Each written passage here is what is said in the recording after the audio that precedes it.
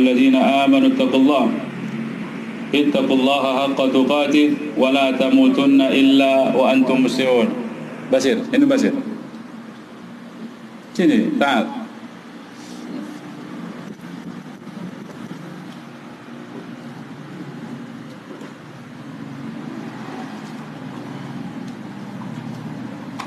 Ambil kitab ini.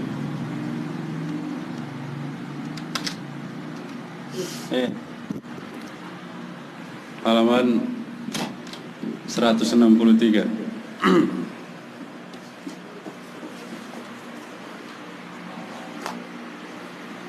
Al-hadits at-tasi', insyaallah kita masuk hadis yang ke-9.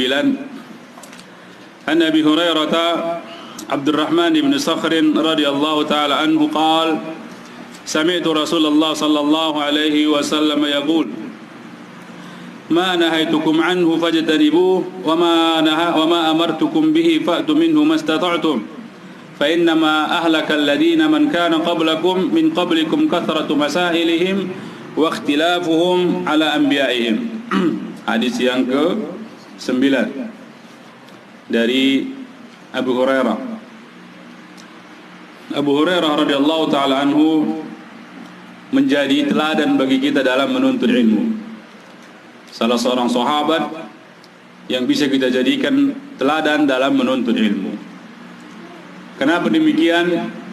Ya karena beliau radhiyallahu ta'ala anhu mengorbankan banyak hal untuk menuntut ilmu.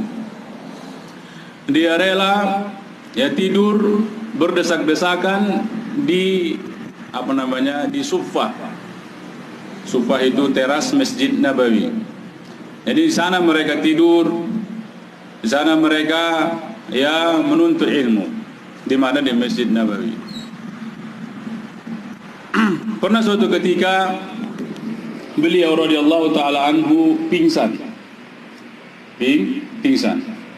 Kemudian sahabat yang lain ya coba untuk menenangkannya.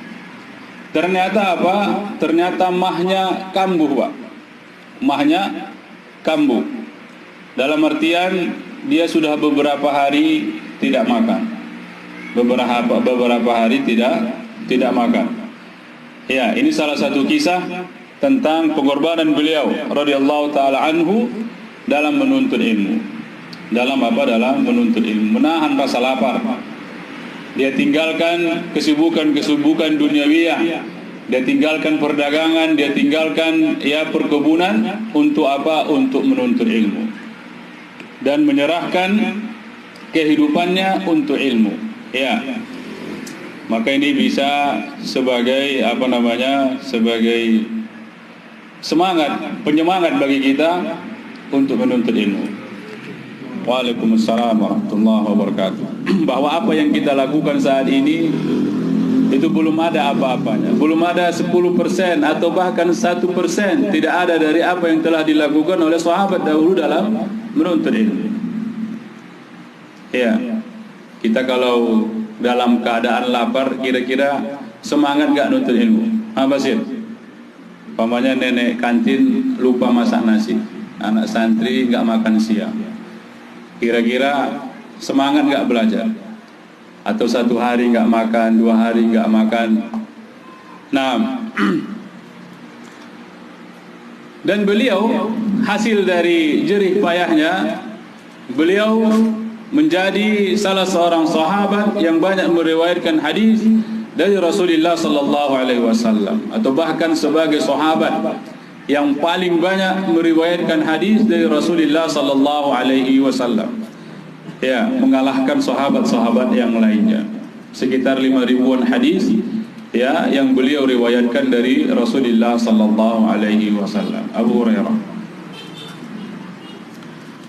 Dia berkata, sami'tu Rasulullah sallallahu alaihi wasallam yaqul, aku mendengar Rasulullah sallallahu alaihi wasallam berkata,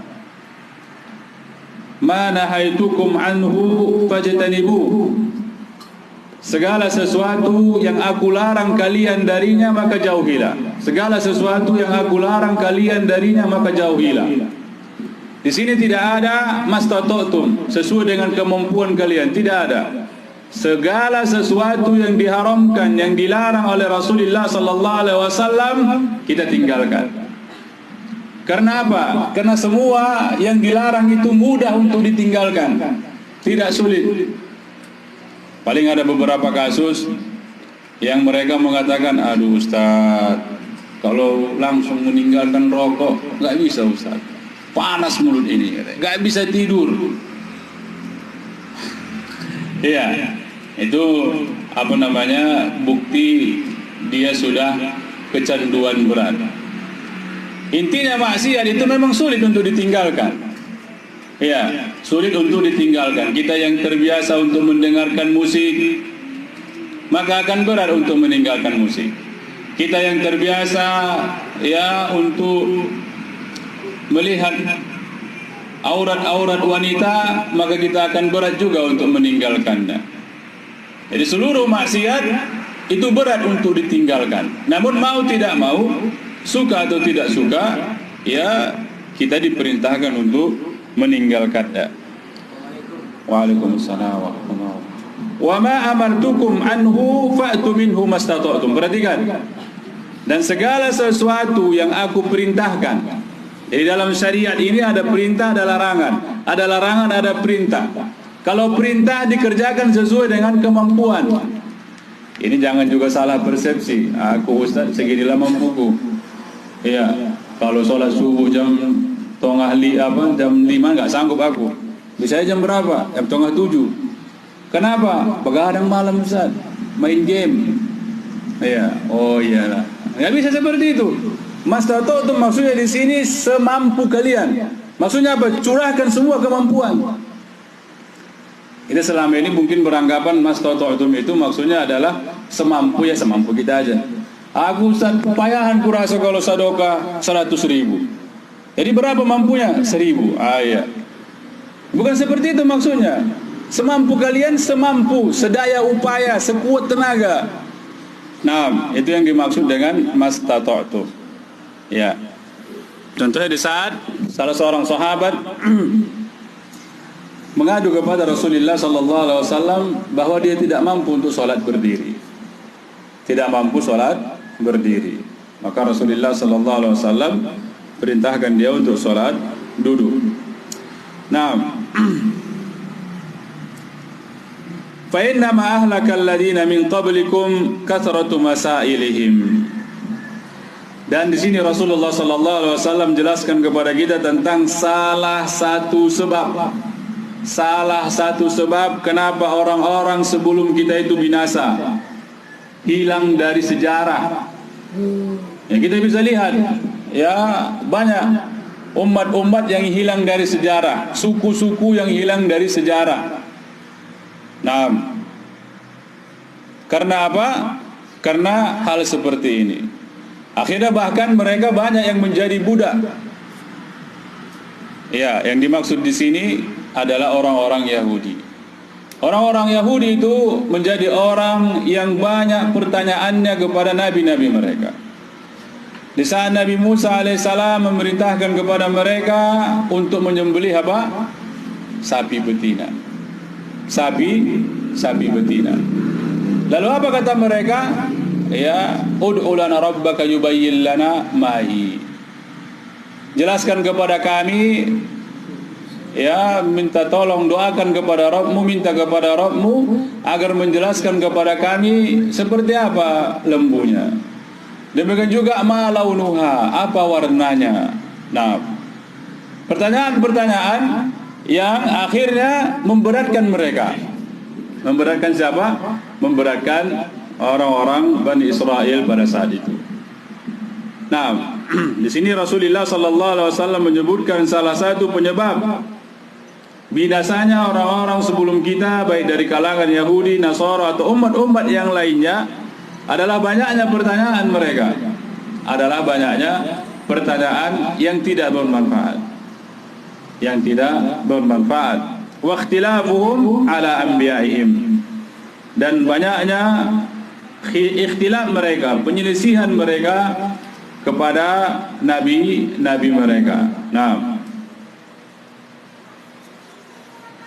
di sini beliau rahimahullah taala, Syekh Muhammad Ibn Shalih Al-Utsaimin, yang menyebutkan beberapa faedah yang bisa kita ambil dari hadis ini. Yang pertama, wujubul kaffi amma naha anhu an-nabiy sallallahu alaihi wasallam. Wajibnya bagi kita untuk menahan diri dari segala sesuatu yang dilarang oleh Nabi sallallahu alaihi wasallam. Jangan kita tanya, ini Ustaz hukumnya apa?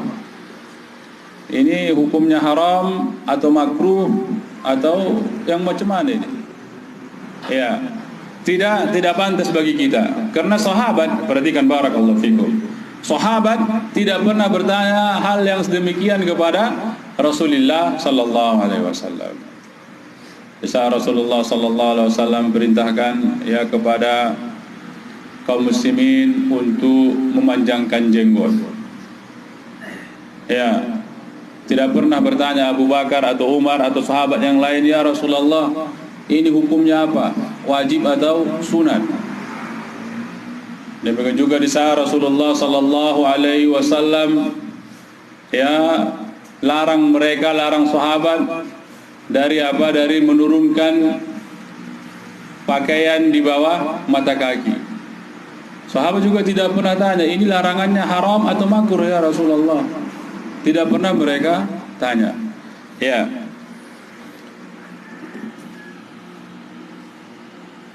Liqaulihi sallallahu alaihi wasallam, ma nahaitukum anhu fajtanibu. Segala sesuatu yang aku larang kalian darinya maka jauhilah. Jauhi. Dan ini berat, barakallahu fikum. Manusia ataupun kita, terkadang kita mudah untuk meninggalkan larangan. Terkadang sebaliknya mudah untuk mengerjakan perintah. Ya, ada sebahagian orang dia sanggup sholat 1000 rakaat satu hari. Namun kalau lihat cewek dia nggak tahan. Ya, ada orang tahan untuk nggak lihat cewek, itu tundukkan pandangan. Namun disuruh sholat 1000 rakaat satu hari dia nggak sanggup. Demikian kita manusia. Ya, terkadang kita kuat untuk meninggalkan larangan, terkadang kita lemah. Terkadang kita kuat untuk melaksanakan perintah, terkadang kita lemah. Nah, kemudian yang kedua, faedah yang kedua dari hadis ini, annal manhiya anhu yashmulu al-qalila wal katsira, li'annahu la yata'atta ijtinabuhu illa bi ijtinabi qalilihi wa katsirihi. Famathalan nahana 'anil riba fayashmulu qalilahu wa katsirahu. Segala sesuatu yang dilarang itu, barakallahu fikum, segala sesuatu yang dilarang maka termasuk ke dalamnya sedikit atau banyak.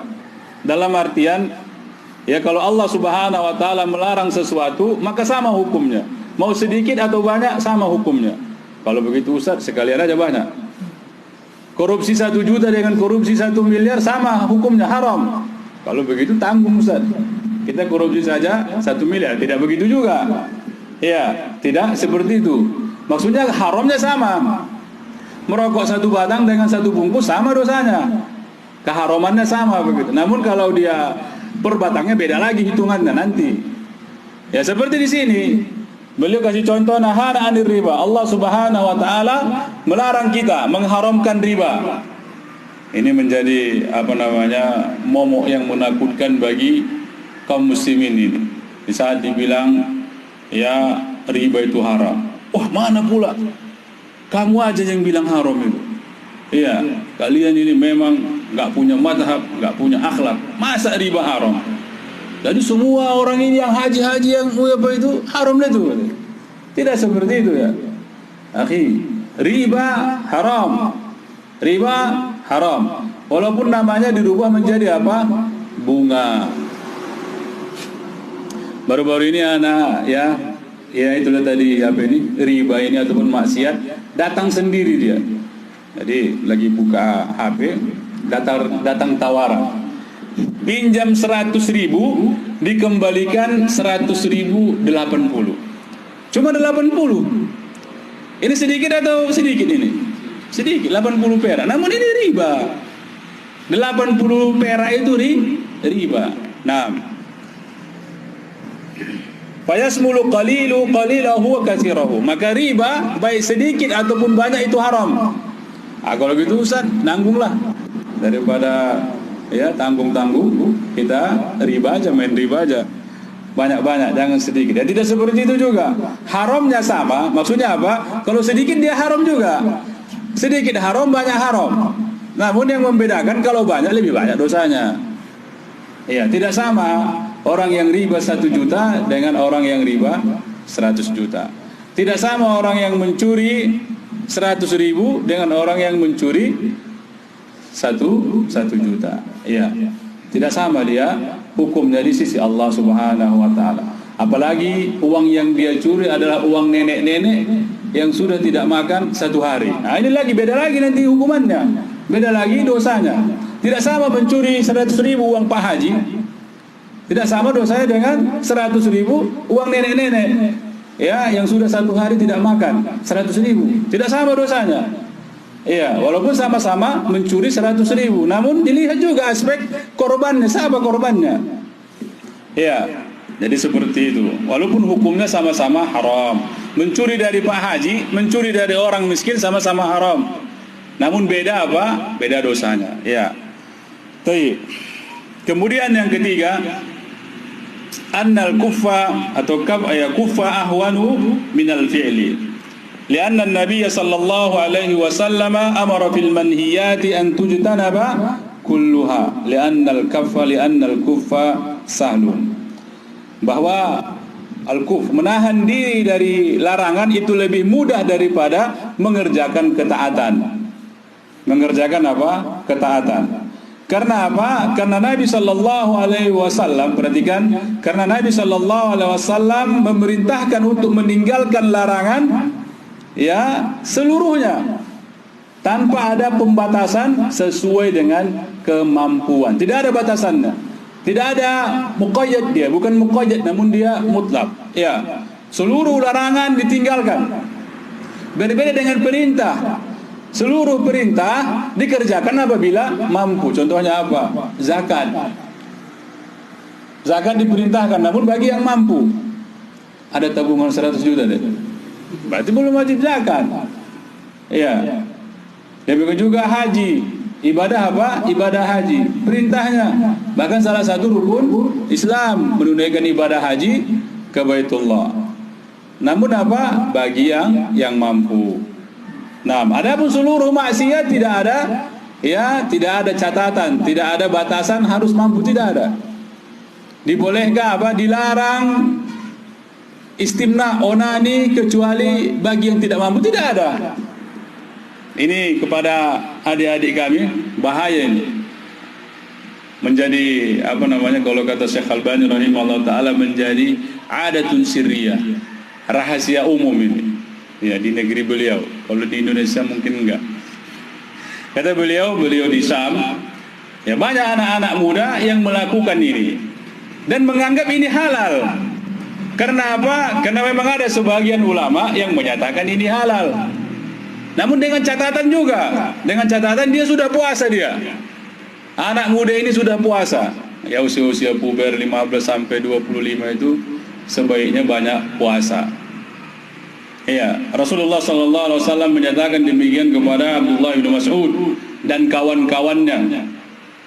Hadis diriwayatkan oleh Imam Bukhari dan Muslim. Ya ma'syarus sabab, wahai pemuda, man istata'a minkumul ba'ah falyatazawwaj.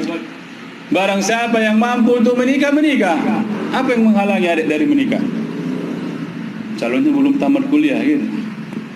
Ya, tidak ada barakallahu fikum, tidak ada hal yang menghalangi pemuda untuk menikah kecuali 2 hal ini, yaitu ba'ah, yaitu kemampuan untuk menghidupi istrinya. Jangan takut. Ya, nanti kalau kita buka rahasia malu kita kan. Banyak kita di antara kita di sini yang sebelum menikah gajinya cuma 200.000, 400.000, 600.000 sebulan. Namun karena antum sudah menikah, toh nggak tega lagi ngasih 600.000 sebulan. Berapa gaji antum sebulan? Taruhlah 1 juta. Di saat antum menikah nggak mungkin lagi toh antum ngasih 1 juta, dinaikkanlah sedikit, 1.200.000. karena sudah ada tanggungannya. Iya kan Pak? Ya seperti itu Allah bukakan. Rasulullah sallallahu alaihi wasallam menyatakan ankihun nisa fa innahunna yatina bil mal. Nikahilah wanita karena wanita tersebut bawa rezekinya. Selama ini istri antum, calon istri antum itu rezekinya melalui ayahnya. Iya kan demikian kan Pak? Kebanyakan anak perempuan itu tinggal bersama ayahnya. Rezekinya melalui ayahnya. Rezeki dia itu. Dia makan, dia minum, dia beli ini, dia beli itu, jatah dia itu namun melalui ayahnya. Begitu nanti pindah ke antum nikahi dia, enggak melalui ayahnya lagi, rezekinya melalui antum. Nah, jadi jangan takut ya adik-adik kami di sini yang sudah ada keinginan untuk menikah, daripada lama-lama pacaran, daripada lama-lama menanggung ya berbagai macam cobaan, menikahlah. Ya, menikahlah. Urusan rezeki Allah yang atur. Urusan rezeki Allah yang atur. Jangan takut kita. Mau dikasih makan apa? Ya, anak orang katanya. Ya dikasih nasi lah. Kecuali dia burung dikasih jagung ya kan? Iya. Kepada anak-anak muda kami, antum juga Basir. Kalau kira-kira sudah mau nikah. Iya, Al-Imam Syafi'i rahimahullah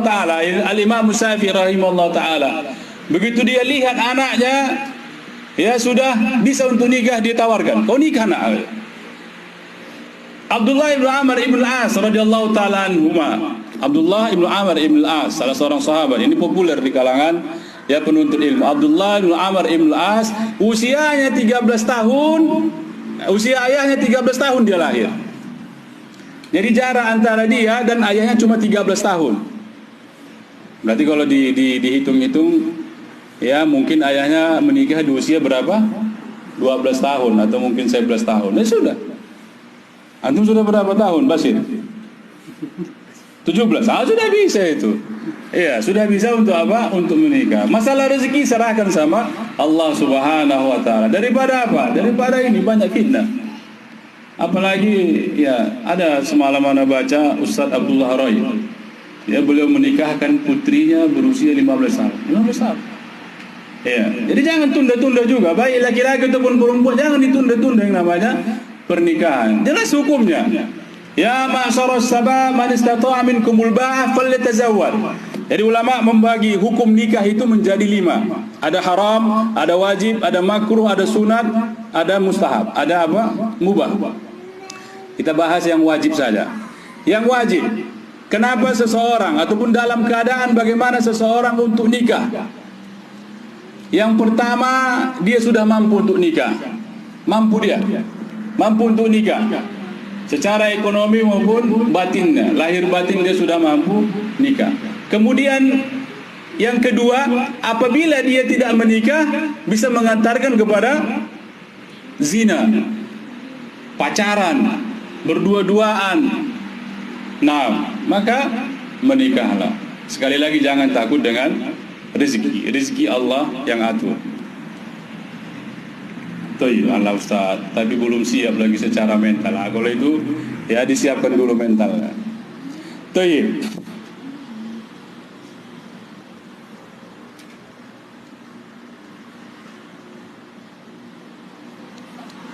Kemudian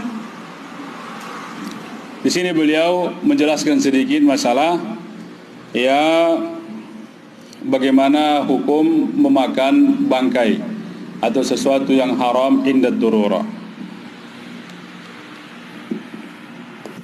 Di sini beliau buat sebuah kasus atau pertanyaan.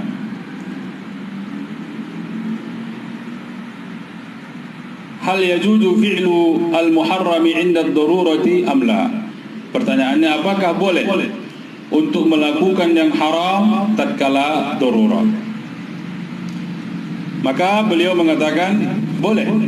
Berdalilkan firman Allah Subhanahu wa taala di sini disebutkan dalam surah Al-An'am ayat yang ke-119, wa qad fassala lakum ma hurrima 'alaikum illa ma turirtum ilaih. Sungguh Allah Subhanahu wa taala sudah menjelaskan segala sesuatu yang Allah haramkan bagi kalian. Jadi hukum asalnya, perhatikan barakallahu fikum, hukum asal. Seluruh yang ada di bumi ini halal. seluruh yang ada di bumi ini halal kecuali datang dalil yang menunjukkan dia haram. Berbeda dengan ibadah. Berbeda dengan ibadah. Segala sesuatu yang namanya ibadah itu hukum asalnya haram. Hukum asalnya haram, tidak boleh dikerjakan sampai datang dalil yang menunjukkan bahwa dia boleh untuk dikerjakan. Hal lakum min syuraka'in sara'u hal lahum min syuraka'in sara'u lahum bighairi min Allah ma lam ya'dad bihi Allah.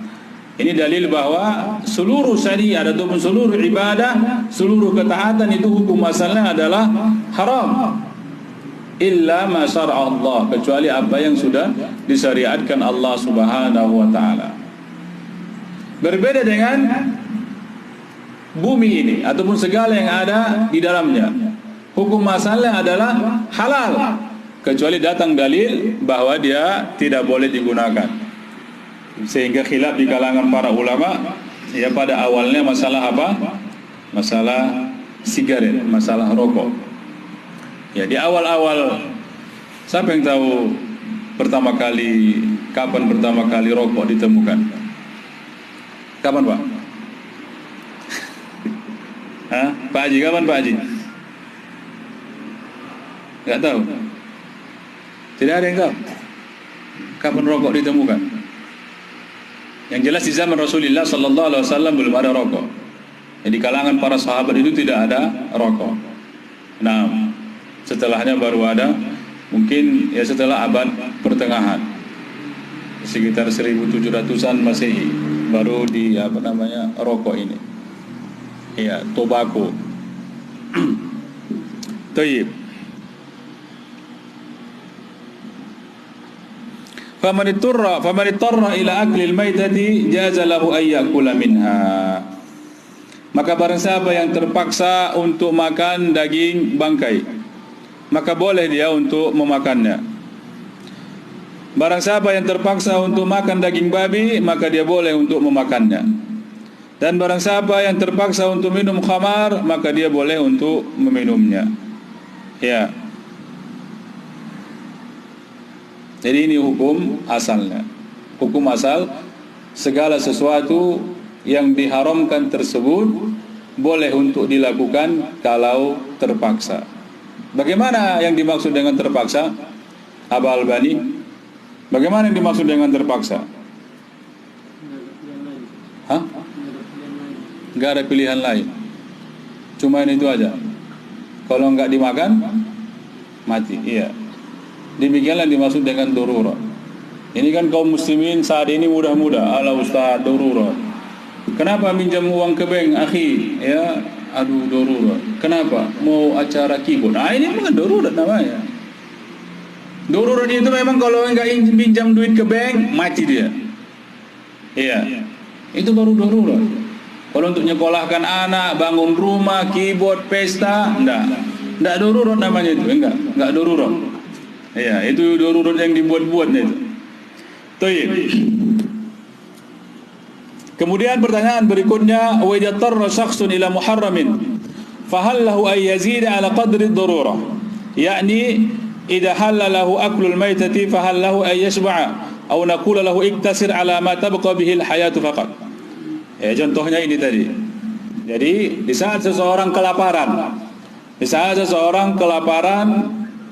dia lihat di depannya ada apa? Ini memang unik juga ini Pak Haji. Kenapa babi aja yang ada, ya kan? Atau bangkai aja yang ada? Nggak ada pisang rupanya. Ini namun inilah kalau belajar fikih. Kalau belajar fikih itu banyak takridat Iya, ada banyak sesuatu yang ya mungkin sedikit terjadinya. Contohnya seperti kasus ini. Iya, bagaimana mungkin di sana ada babi, tidak ada kelinci atau belalang? Iya, namun inilah dia pelajaran fikih. Nah, maka jadi pertanyaan di sini, bolehkah dia untuk makan dengan kenyang? Nah, di kesempatan ini jarang-jarang yang makan babi gitu. Nah, atau istilahnya boleh nggak bontot? Boleh kenyang atau bontot? Ya, maka kata beliau di sini, Zakara ba'dul ulama annahu yajibu an yaktasira ala ma tabqa bihi al-hayatu faqat la yashba. Tidak boleh kenyang, apalagi buat bontot.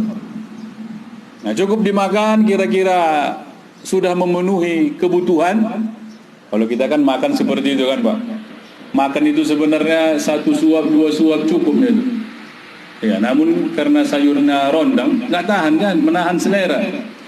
Akhirnya apa? Rasulullah SAW ya, itu bagi makanan, sepertiga makanan, sepertiga minuman, sepertiga apa? Itu napas. Ini kita siap makan, susah, nggak bisa lagi bernapas. Jadi ini sebenarnya cara makan yang benar. Sepertiga untuk makanan. Ini kalau terpaksa, sepertiga untuk makanan ini maksimal ini. Sepertiga untuk makanan, sepertiga untuk minuman, sepertiga untuk napas. Ini kalau sayurnya ikan asin ini. Tapi kalau sayurnya rondang mungkin tidak bisa kita amalkan, ya kan? Iya. Karena Rasulullah SAW mengatakan bahwa perut kita ini, kita bongkar rahasia aja nih. Ya, WA yang paling buruk untuk diisi adalah perut. Ya, WA maksudnya tabung. Ya, yang paling buruk untuk diisi adalah perut. Semakin banyak isinya, semakin ya banyak datang penyakit. Nah, kemudian ada sebagian ulama mengatakan ada tafsir, ada perincian. Kalau tadi pendapat yang pertama, tidak boleh kenyang, tidak boleh bontot. Tidak boleh kenyang, tidak boleh bontot. Namun ada sebagian ulama, ini yang dipilih oleh beliau, yang merinci, fa in kana ya'lamu ay yaghliba 'ala dhannihi annahu sayahsul 'ala syai'in mubahin qariban falaysa lahu ayasba. Maka apabila dia tahu, umpamanya kita sudah mau sampai ini ke perkampungan, ya, namun kalau kita paksakan berjalan tanpa makan babi tadi, kita akan mati. Kita makanlah sekedarnya, sekedar cukup sampai ke tujuan. Namun kalau kita tahu bahwa jauh lagi perjalanan agar sampai ya perkampungan, maka kita boleh untuk kenyang, ya, untuk memakannya dengan kenyang. Jadi ini masalah apa? Namun ini pernah kita lakukan. Pernah Pak? Tidak pernah kan? Karena nggak pernah ke hutan, ya kan? Ke hutan pun acara camping buat bonten dah kita. Tayyib. Kemudian beliau ya bertanya lagi.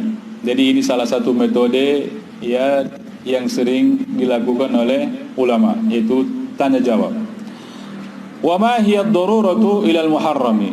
Apa dia batasan ad-darurah ila al-muharram? Maksudnya keterpaksaan itu seperti apa? Ad-daruratu ila al-muharrami hiya alla yajida siwa hadzal muharram. وأن تندفع به الضرورة وعلى هذا فإذا كان يجد غير المحرم فلا ضرورة ولا يحل وإذا كانت لا تندفع بالضرورة فلا يحل. Ini menjadi perhatian bagi kita, barakallahu fikum. Yang dimaksud dengan darurah itu adalah alla yajida siwa hadzal muharram. Tidak ditemukan lagi kecuali yang haram ini. Tidak ditemukan lagi. Wa tandafi'a bihi ad-darurah. Dan apabila kita memakan tadi, maka hilang daruratnya.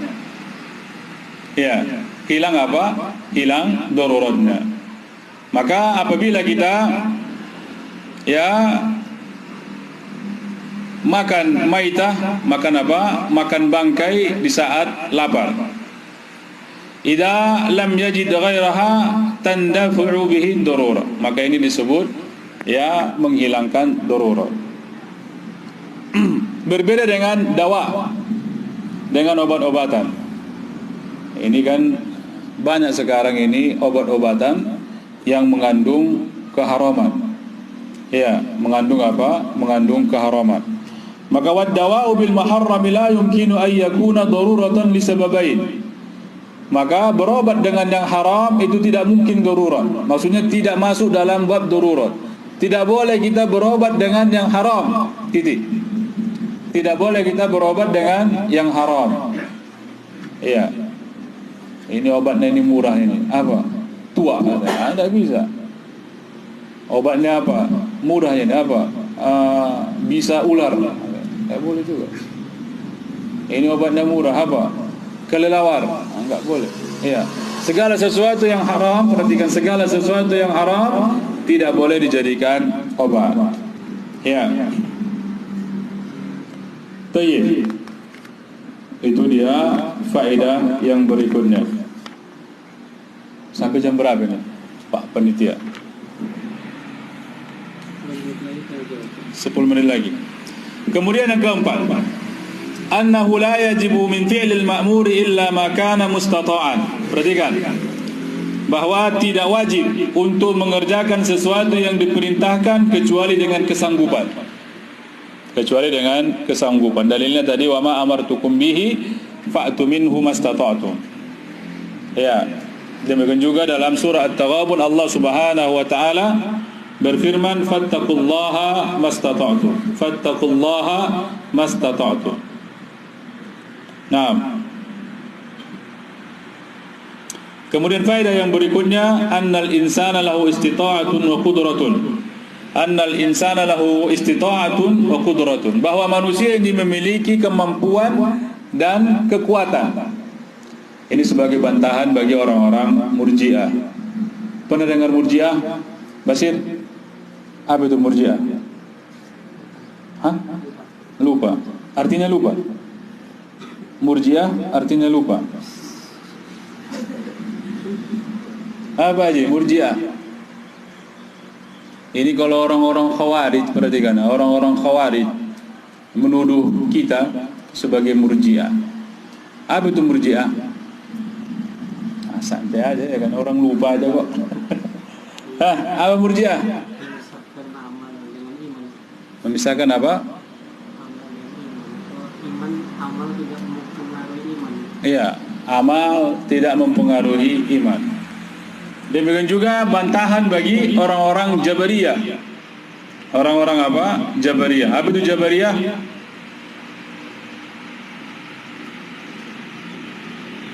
Ini bahaya ini, anak-anak muda kita ini kalau tidak diajari sekte-sekte sesat.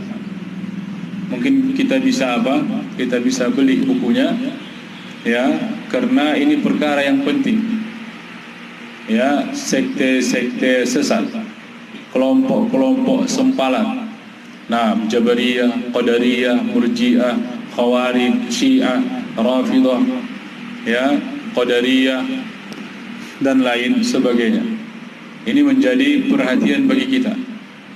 Kalau kita tidak tahu, maka besar kemungkinan kita akan termasuk ke dalamnya.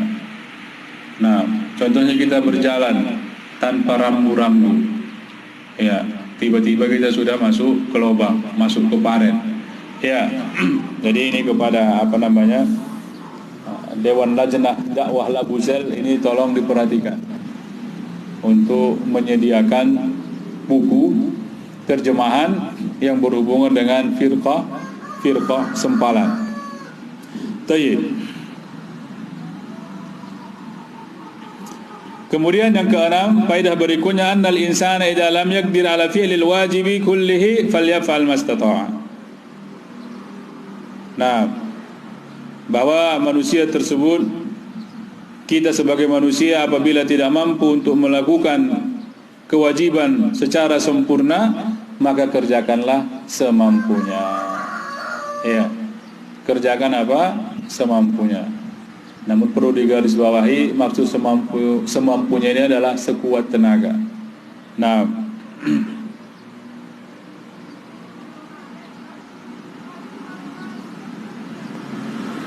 kemudian yang ketujuh, la yanbaghi lil insani idza sami'a amra ar-rasul sallallahu alaihi wasallam ay yaqula hal huwa wajibun am mustahab. Tidak pantas bagi kita sebagai umat Nabi Muhammad sallallahu alaihi wasallam di saat kita mendengar perintah Rasulullah sallallahu alaihi wasallam untuk bertanya, apakah ini wajib atau mustahab. Tidak pantas. Kita kerjakan saja, Pak. Ya, kita kerjakan. Setiap ada perintah dari Rasulullah sallallahu alaihi wasallam kita kerjakan. Jangan kita tanya ini wajib atau mustahab. Dan begitu juga sebaliknya, di saat ada larangan dari Rasulullah sallallahu alaihi wasallam kita tinggalkan. Jangan kita tanya ini haram atau makruh. Nah, itu hukum asalnya.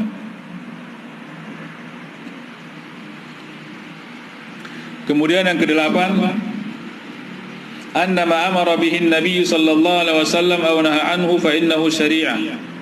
Segala sesuatu yang diperintahkan oleh Nabi ataupun dilarang oleh Nabi, maka itu adalah syariat. Tayyib. Kemudian yang kesembilan, anna kathratal masaili sababun lil halaki wa la siyama fil umuri allati la yumkinu al-wusulu ilaiha. Banyaknya pertanyaan-pertanyaan itu akan mengantarkan kepada kehancuran. Terlebih lagi yang berhubungan dengan perkara-perkara yang gaib. Ya, perkara-perkara yang gaib. Seperti nama-nama Allah Subhanahu wa taala dan sifat-sifatnya. Jangan ditanya. Ya, bagaimananya. Ada seorang lelaki yang bertanya kepada Imam Malik, Abu Abdullah, Imam Darul Hijrah.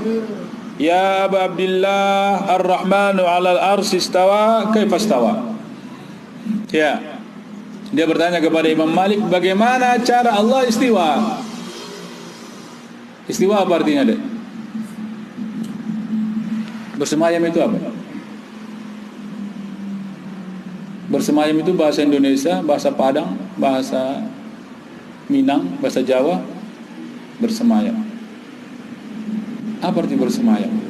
Ini memang menjadi pertanyaan bagi anak lah ya. Apa arti bersemayam? Apa artinya, Pak? Sayang kita nggak ada guru bahasa Indonesia di sini.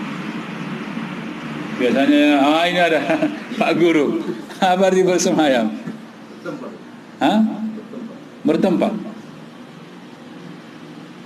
Iya. Bertempat. Itu arti bersemayam. Nah, berarti kita artikan aja dia dengan arti bahasa Arabnya. Ala wartafa'a. Ya, istawa maknanya ala, tinggi. Ya, di atas aras. Istiwa itu artinya tinggi di atas aras. Kalau kita bilang bertempat, pening juga kita nanti. Ya, berarti Allah punya tempat. Nah, ini bingung kita. Kalau Allah punya tempat, berarti ini tadi masuklah subhan kan? Ya. Ada sebuah pertanyaan, halillahil makan. Apakah Allah Subhanahu wa taala memiliki tempat? Ya, ini bukan makanan kita. Makanan kita masih apa? Masih bakso, masih gorengan. Kalau kita makan ini bahaya nanti. Makanya anak enggak berani nyampaikan. Ya, enggak makanan kita. Intinya istiwa itu marahnya ala, di atas. Di saat Rasulullah sallallahu alaihi wasallam Isra Mi'raj ke mana? Tidak ke atas, tidak ke bawah, tidak ke samping, tidak ke apa? Kemana? Ke atas. Iya. Kalau kita baca hadisnya, Rasulullah sallallahu alaihi wasallam komunikasi dengan Allah Subhanahu wa taala. Iya, naik ke atas. Naik kemana? Naik ke atas. Ini hujah yang kuat ini. Enggak bisa lagi ditakwil-takwil ini. Rasulullah sallallahu alaihi wasallam naik ke atas, sudah selesai. Tidak di bawah, Allah Subhanahu wa taala tidak di bawah, tidak. Pasti tidak di bawah. Nah, pasti di atas langit. Ini mudah kita memahaminya. Jadi makhluk yang terluar, perhatikan. Makhluk yang terluar itu adalah aras. Makhluk yang terluar adalah aras. Bintang itu di bawah aras. Bulan di bawah aras. Langit pertama di bawah aras. Langit kedua di bawah aras. Langit ketiga, langit keempat, langit keenam, langit ketujuh itu di bawah aras. Sidratul Muntaha di bawah aras. Baitul Ma'mur di bawah aras. Surga dan neraka di bawah aras. Semuanya di bawah aras. Semua makhluk di bawah aras. Ya, perhatikan ini. Ini dia mudah. Makanya banyak itu ahlul kalam, ahlul filsafat yang akhirnya udahlah kita mengikuti pola berpikir ahlul hadis saja. Karena mudah dia. Sangat mudah. Ya, enggak seperti orang itu, tidak di atas, tidak di bawah, tidak di samping, tidak di kanan, tidak di hadapan, tidak di belakang. Iya. Tidak di alam, tidak di luar alam. Bagaimana itu coba? Kita tanya kepada mereka, coba definisikan sesuatu yang tidak ada. Sesuatu yang tidak ada, apa definisinya? Iya. Jawabannya sama. Sesuatu yang tidak ada itu adalah tidak di depan, tidak di belakang, tidak di kanan, tidak di kiri, tidak di atas, tidak di bawah, tidak di alam, tidak di luar alam. Sama dengan tidak ada. Sama dengan tidak ada. Berarti Allah tidak ada bagi mereka. Akhirnya mereka bingung sendiri karena teori-teori mereka. Padahal kita mudah. Makhluk yang terluar itu adalah aras. Makhluk yang terluar adalah aras. Tidak ada lagi makhluk di atas aras. Yang ada Allah subhanahu wa ta'ala. Allah, ya, tidak ada lagi makhluk di atas aras. Yang ada hanya Khaliq. Kemudian ada pertanyaan lagi. Ya, ini untuk pertanyaan-pertanyaan yang aneh ini sebenarnya. Kalau begitu Allah nempel sama aras. Tidak pula kita bilang seperti itu. Iya. Kita mengatakan Allah subhanahu wa ta'ala di atas aras, tidak kita katakan nempel ataupun kita tidak katakan tidak nempel, tidak. Karena apa? Tidak ada dalilnya. Allah hanya bilang di atas aras, nempel atau tidak nempel tidak ada dalilnya. Sudah selesai. Di atas aras. Jangan kita tanya lagi, nempel enggak Ustaz? Tidak tanya, boleh kita tanya, bidah itu. Iya. Jadi mudah, selesai. Tenang kita. Gak mungkin kita bilang Allah itu di bawah, tak mungkin. Orang yang paling sehat agama, Allah juga tak mungkin di mana-mana. Tak mungkin juga di mana-mana. Nanti di WC juga ada. Tidak mungkin Allah Subhanahu wa taala di mana-mana. Namun ada orang yang berpandangan demikian, ada. Ya, karena sudah rusak pikirannya. Tayyib. Dan begitu juga wa ahwali yaumil qiyamah. Dan begitu juga perkara-perkara di hari kiamat. Bagaimana itu Ustaz? Kira-kira enak enggak nanti di neraka kalau ketemu artis? Pasti tidak enak. Iya, ada sebahagian kaum muslimah yang enaklah di neraka. Bisa ketemu sama penyanyi itu, penyanyi ini. Mana enak di neraka? Iya. Ada lagi yang bilang, siapa pula ya yang pernah keluar dari neraka? Siapa yang pernah kembali dari kuburan? Masya Allah. Nah, maka yang berhubungan dengan hal-hal yang gaib. Ada lagi pertanyaan. Ini pertanyaan yang Masya Allah ini. Kita sendiri malu sebenarnya untuk menyebutkannya. Allah itu terbuat dari apa? Kata. Coba. Ada seperti itu. Orang-orang filsafah ahlul kalam bertanya seperti itu. Orang Islam dia mengaku Muslim dia. Allah itu terbuat dari apa? Katanya. Apakah dari air, dari udara, dari ini dan naudzubillah. Tidak boleh kita tanya. Naudzubillah. Ya. Itu sesatnya orang-orang yang coba untuk mendalami hal-hal yang gaib. Jangankan Allah ya akhi, ruh saja kita tidak tahu terbuat dari apa ruh. Ruh kita yang setiap hari kita bersamanya kita tidak tahu terbuat dari apa. Apakah dari angin, apakah dari api, apakah dari cahaya, apakah dari yang lainnya. Ada yang tahu Pak terbuat dari apa ruh? Di mana tempat ruh? Tahu Pak? Bagaimana bentuknya? Tahu? Tidak tahu kita. Ini padahal tiap hari kita bersamanya ada ruh. Kalau hilang ruh kita ditanam orang kita, Pak. Hilang ruh kita, maksudnya berpisah ruh kita sama kita, ya sudah. Manusia akan segera menanam kita. Nah, ini ruh yang setiap hari 24 jam bersama dengan kita. Kita tidak tahu dia terbuat dari apa, bagaimana bentuknya, di mana tempat tinggalnya. Nah, kita tidak tahu. Tayyib. Kemudian yang ke-10, annal umam as-sabiqata halaku bi kasrati masailah wa halaku bi kasrati al-ikhtilaf ala anbiya'ihim. Ini menjadi perhatian bagi kita, jangan banyak tanya. Ya, jangan banyak tanya. Dalam artian pertanyaan-pertanyaan yang tidak bermanfaat.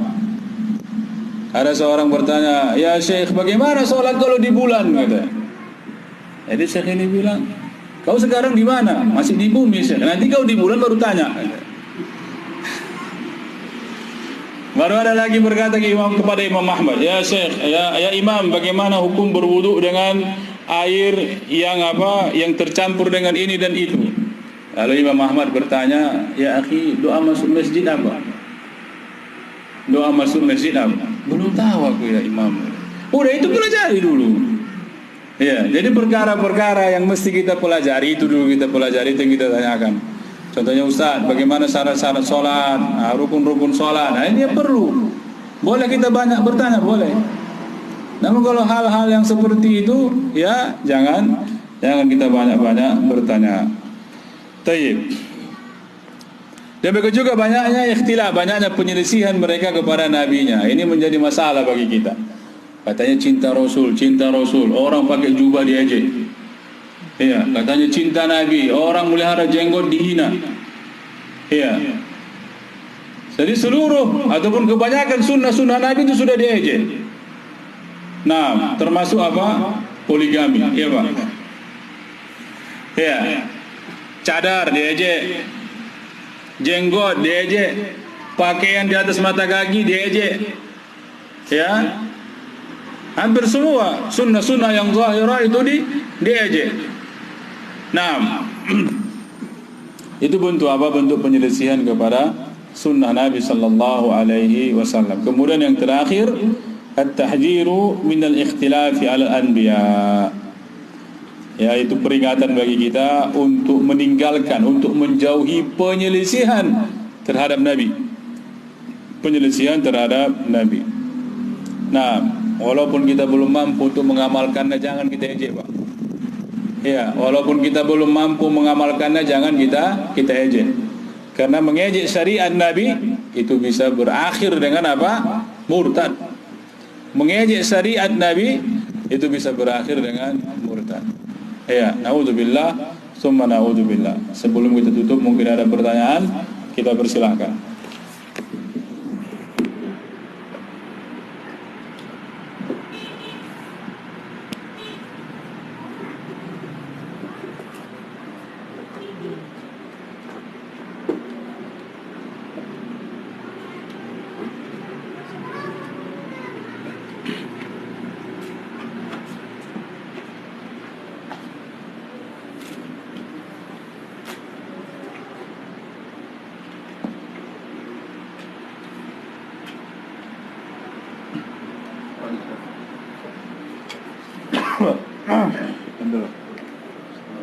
Berkenaan dengan yang saya sampaikan di awal tadi, mungkin ada beberapa di antara saudara kita yang sedang melaksanakan amal ibadah haji. Ternyata dananya yang seperti kita sampaikan tadi asalnya dari orang baik lah atau dari sesuatu yang mengandung riba. Ya. Bagaimana amal yang seperti itu? Apakah terima atau bagaimana? Baik. Allah Subhanahu wa taala ya la yaqbalu illa thayyiban. Innallaha thayyibun wa la yaqbalu illa thayyiban. Allah Subhanahu wa taala Maha suci, Maha baik dan tidak menerima kecuali yang bersumber dari yang baik-baik. Ini ada menjadi permasalahan di kalangan para ulama. Ya, contohnya mereka angkat bagaimana hukum salat bagi seseorang yang salat dengan pakaian yang dicuri. Ini dia. Pakaian yang dicuri. Padahal kita ketahui bersama bahwa salat tersebut tidak sah kecuali dengan menutup aurat.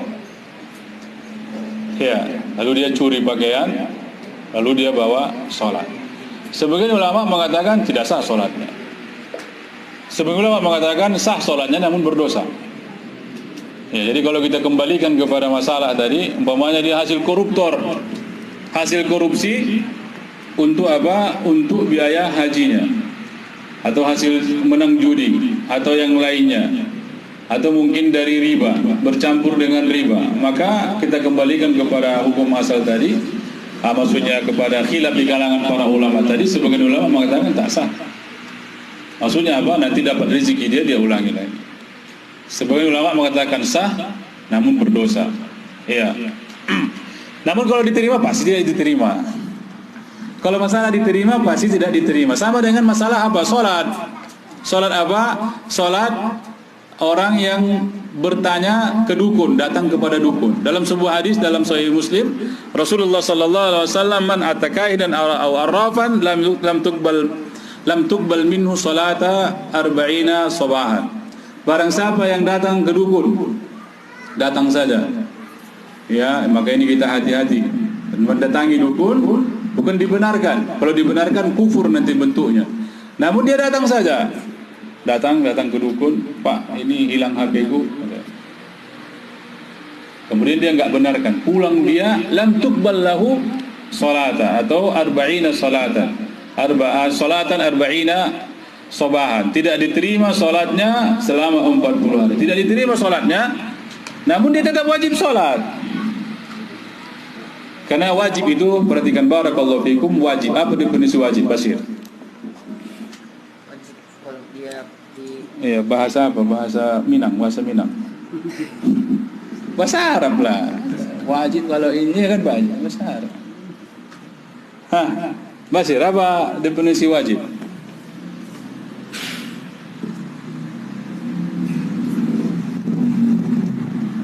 Kalau bahasa Indonesia siapa pun Padil lah. Iya benar. Padli. Apa definisi wajib?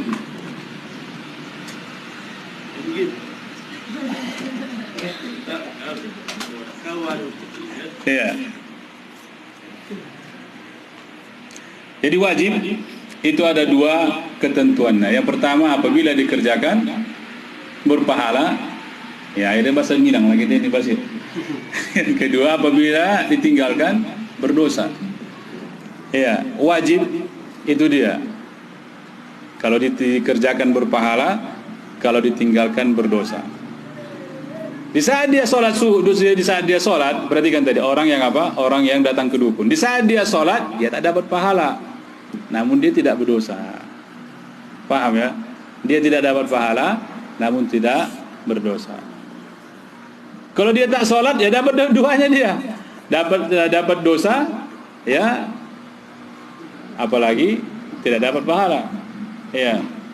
Jadi ini masalah uang ataupun biaya yang digunakan untuk melakukan suatu ibadah apa saja dia. Ya, bahkan ada istilahnya Robin Hood. Dia nyuri untuk sedekah. Ini juga tidak boleh. Ya, tak sah sedekahnya itu. Tak dapat pahala dia. Nah, tidak dapat pahala dari sedekahnya. Karena apa? Sedekah dari yang haram. Ini bukan haramnya, contohnya saja. Baik, jadi demikian. Wallahu a'lam.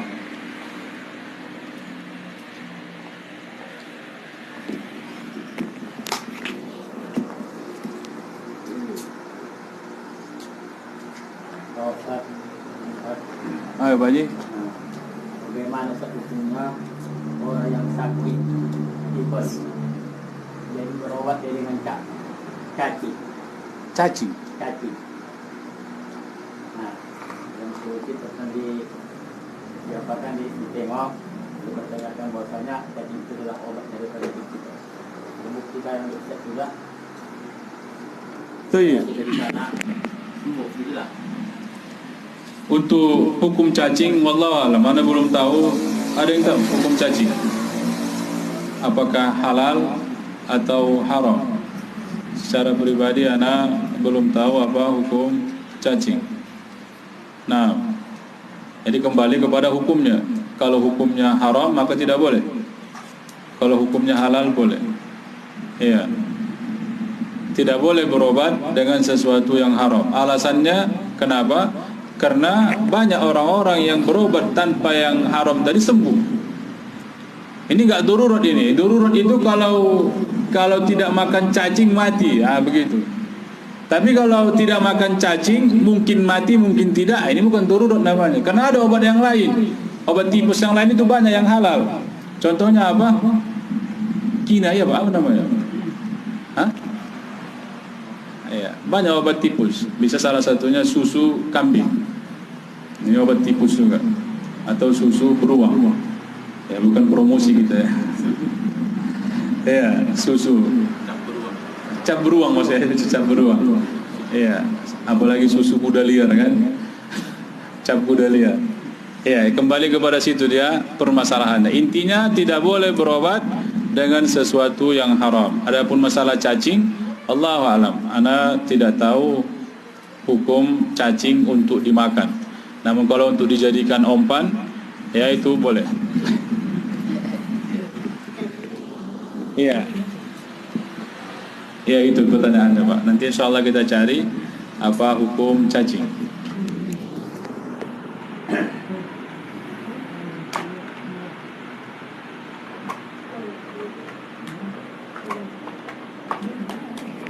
Baik, kalau tidak ada, kita cukupkan sampai di sini. Barakallahu fikum. Mudah-mudahan ada manfaatnya.